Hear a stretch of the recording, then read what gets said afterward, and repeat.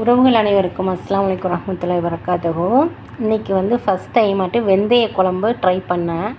நல்லா இருந்தது. ஃபஸ்ட்டு ஒரு அடுப்பில் கடாய் வச்சுட்டு நான் மண் பாத்திரம் வச்சுருக்கேன். அதுக்கப்புறம் ஒரு ஸ்பூன் வெந்தயம் லைட்டாக வறுபட்டதுக்கப்புறம் சீரகத்தை திரும்ப ரெண்டாவது அதோட சேர்த்து ரெண்டையுமே வறுக்கணும். ஃபஸ்ட்டு சீரகம் சேர்த்து போட்டிங்கன்னா சீரகம் சீக்கிரமாக வறுபட்டுரும். வெந்தயம் கொஞ்சம் லேட்டாகிறதுனால ஃபஸ்ட்டு வெந்தயத்தை ஒரு வாட்டி நல்லா கொஞ்சம் வறுத்துட்டு அதுக்கப்புறம் சீரகம் சேர்த்து நிறம் மாறாமல் கருகாமல் அதில் வாசனை வர வரைக்கும் வறுத்துக்குங்க.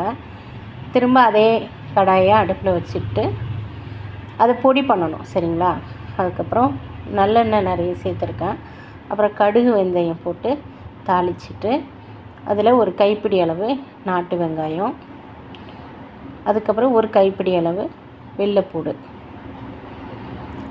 அதுக்கப்புறம் ஒரு குத்து கருவேப்பிலை வாசனைக்கு எல்லாத்தையும் சேர்த்து நல்லா வதக்கணும். கொஞ்சம் வதங்கி வர டைமில் ஒரு மீடியம் சைஸு தக்காளி கட் பண்ணி அதோட சேர்த்து வதக்கணும்.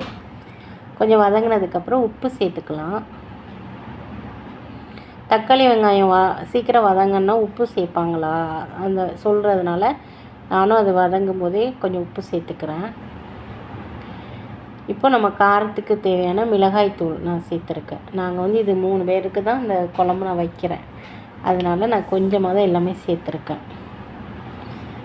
அப்புறம் இந்த வீட்டு மசாலான்னு சொல்லுவோம் இல்லையா, அது வந்து ஒரு 2 டேபிள் ஸ்பூன் இல்லைனா ஒரு 2.5 டேபிள் ஸ்பூன். எங்கள் வீட்டுக்கு இவ்வளோ தான் நான் குழம்புக்கு எப்போதும் சேர்க்குறதுனால அதே அளவை சேர்த்து நல்லா கொஞ்சம் கிளறி விட்டு அதுக்கப்புறம் இந்த குழம்புக்கு தேவையான புளி எடுத்து நான் அதையும் வடிகட்டி வச்சுருக்கேன்.